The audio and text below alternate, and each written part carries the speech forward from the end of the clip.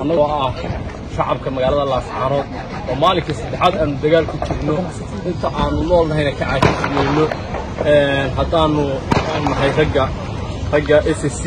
waan wadanaa dagaalka joojin mayno inta uu Muuse nagala baxayo amaasiirtanu noo keenay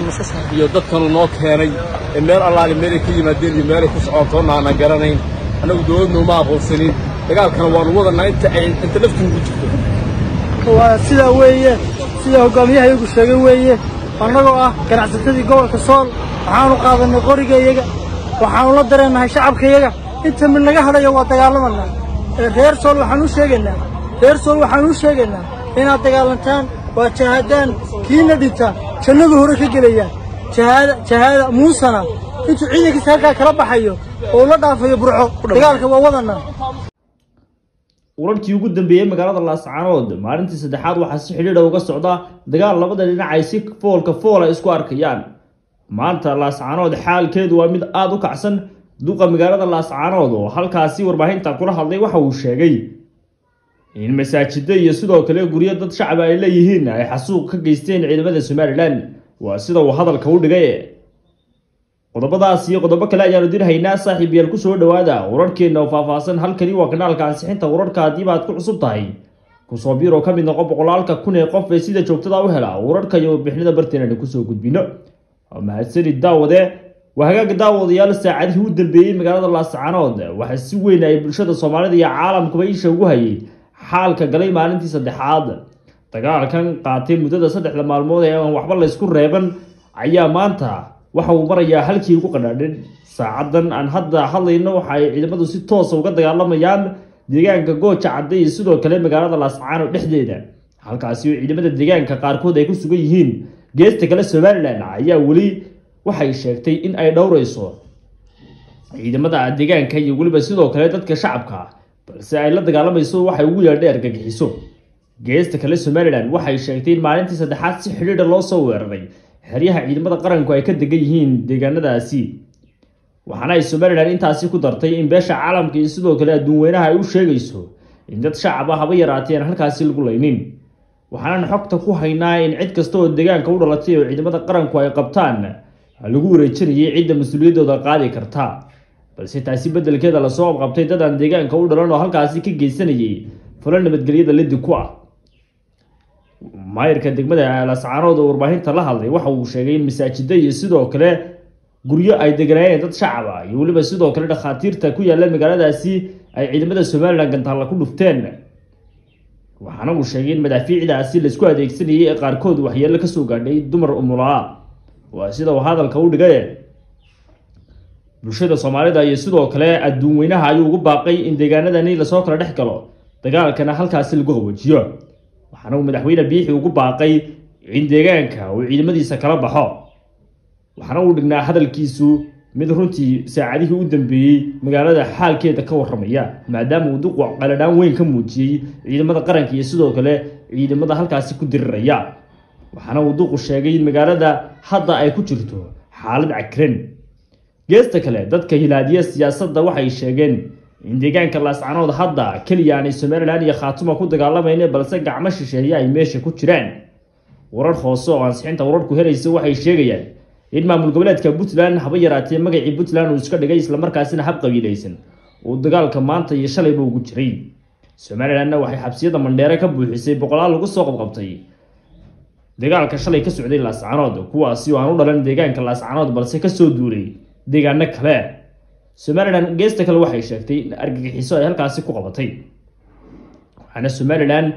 Somaliland caalamka u sheegtay in halkaasi ay ka dagaalamayaan kooxo nabadiida oo aan deegaanada u dhalan iyo sidoo kale kooxo argagixiso oo iska kaashanaya khalkhalinta amniga Somaliland waxay markasta ballan qaadaysaa in ay ilaaliso dadka deegaanka u dhashay maadaama ay yihiin dad Somaliland xaq iyo xuquuq ku leh waxaana ay Somaliland ciidamadeedu inta badan dhowrayaan qayb ka mid ah xaafadaha magaalada Laascaanood oo ilaa hadda aan xabad ka dhicin balse geesta kale ee argagixisada ay ku jirto Somaliland sida ay sheegtay lagu dagaalamayo waxaana Somaliland ka go'an markasta in xaalka magaalada ay nabadgelyo ku soo dabaasho geesta kale madax dhaqameedyada Somaliland oo khadka telefoonka kula xiriiray Garaad Jaamac Garaad Cali ayaa u sheegay in xabadda joojiyaan Somaliland ay diyaar u tahay inay markasta xabadda joojiso waxaana uu garaadku sheegay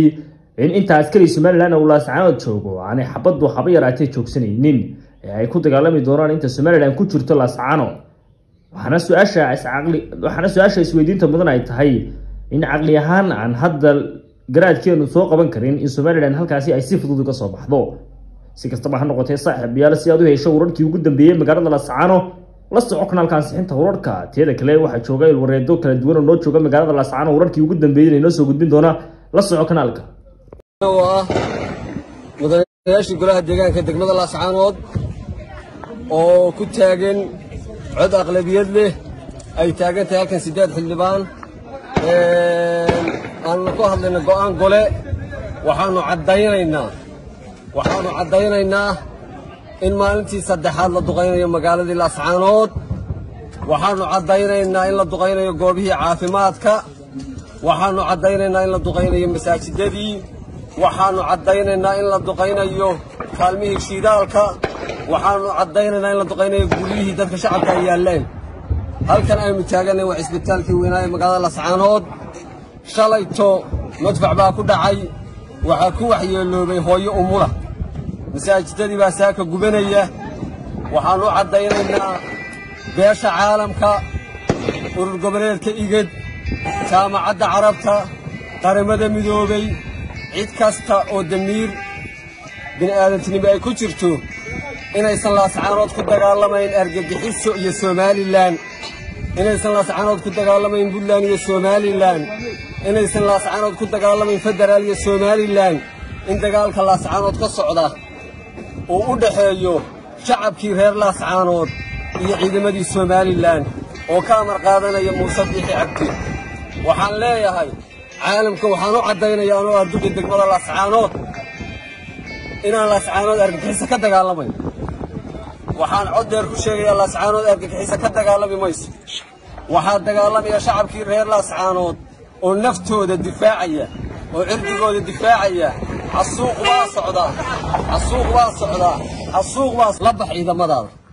la bax ciidamadaada haddii kale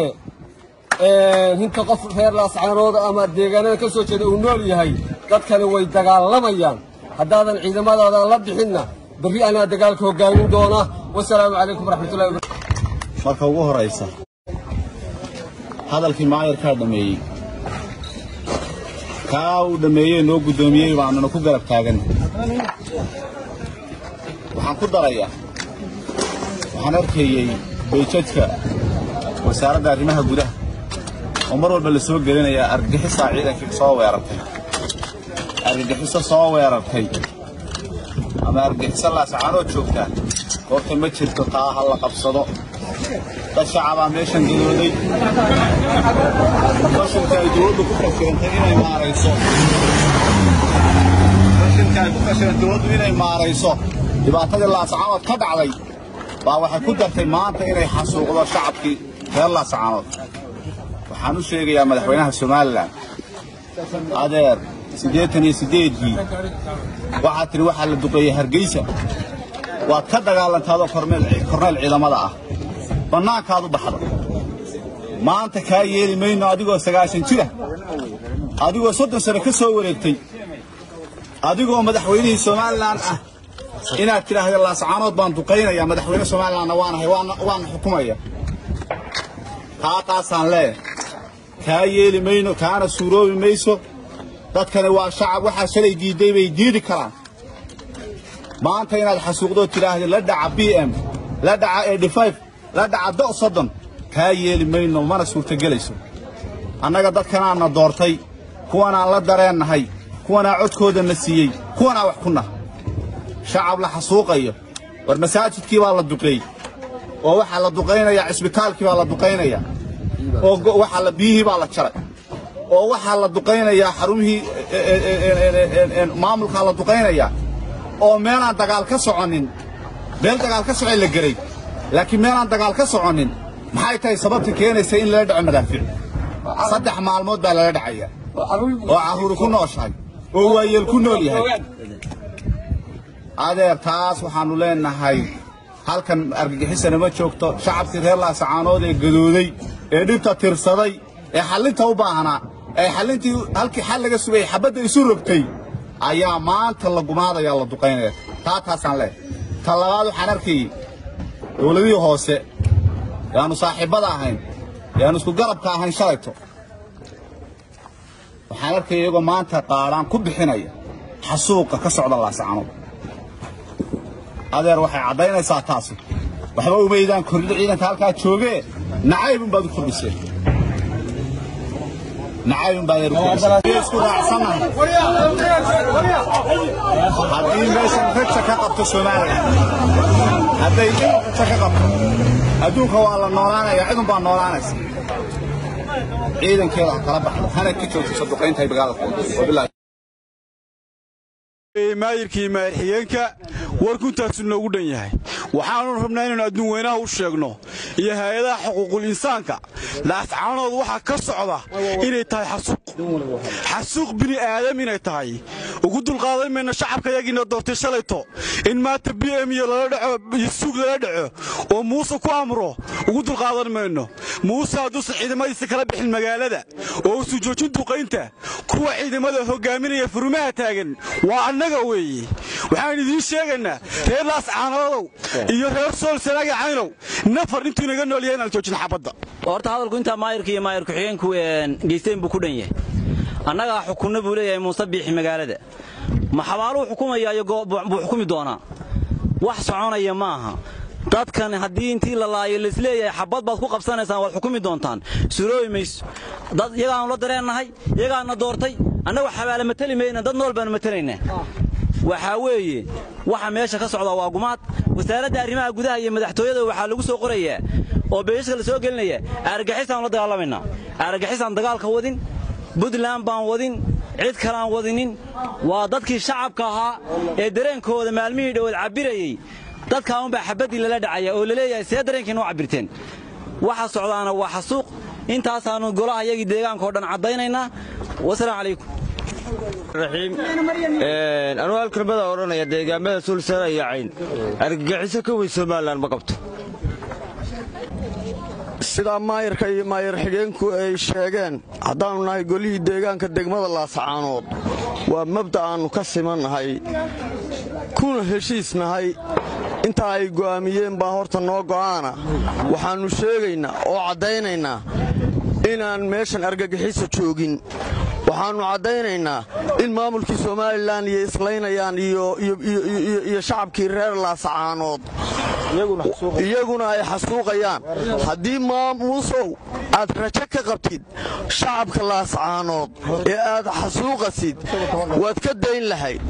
ciidan baa ciidan la dagaalama anagu degdegniyo ciidan baa ciidan la dagaalama ciidankii ciidanka la dagaalami lahaa wuxuu bedelay inuu maatadii Laascaanood ku xasuuqo oo madaafiic lala dhaco gurigaygii bay ku dhacday masaajidkii bay ku dhacday maato iyo umulo rogmaday baa jira waxaad ogaataa Muusow inaadan rajo ka lahayn bulshada Soomaaliland sheeganaysana ha ogaato bari wixii laga bilaabo Muuse iyo ina kaahin iyo ninka la yiraahdo